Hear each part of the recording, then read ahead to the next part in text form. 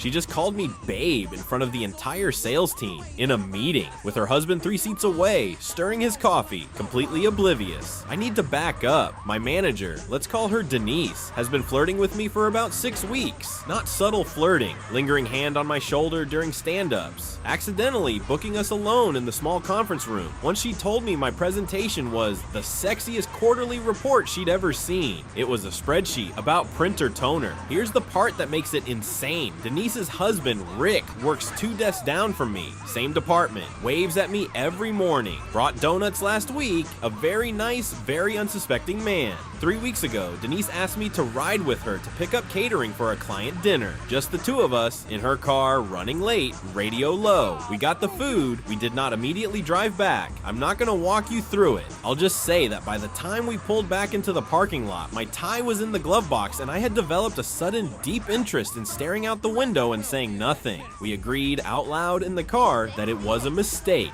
We did not agree again in the car 2 more times after that. So by the time everyone else in the office already knew about the flirting, HR knew, the interns knew. Apparently Denise does this with a new hire every few months, and it always ends with someone quitting from sheer secondhand embarrassment. I was carrying a slightly heavier secret than she called me babe once. I was not about to be the one who quit. So today in the all hands meeting, when Denise leaned over during my update and said loud enough for the whole room, "Great job, babe," I did not turn red. I looked directly at Rick, smiled, and said, "Thank you, Denise. Rick, your wife has excellent taste in reports." You could hear a mouse click. Rick blinked. Denise's face did this slow motion collapse, like a souffle deflating in real time. Someone in the back audibly choked on their coffee. Our director just stared at his laptop like it had personally betrayed him. Rick, to his credit, laughed first. A big booming, "Well, she's not wrong" kind of laugh, which somehow made it 100 times worse, because now nobody knew if he actually knew, or if he was just a good sport, or if this man had been quietly gaslighting himself for 6 weeks straight. Denise has not made eye contact with me since. My desk got moved to the far side of the building by Thursday. Officially, space optimization.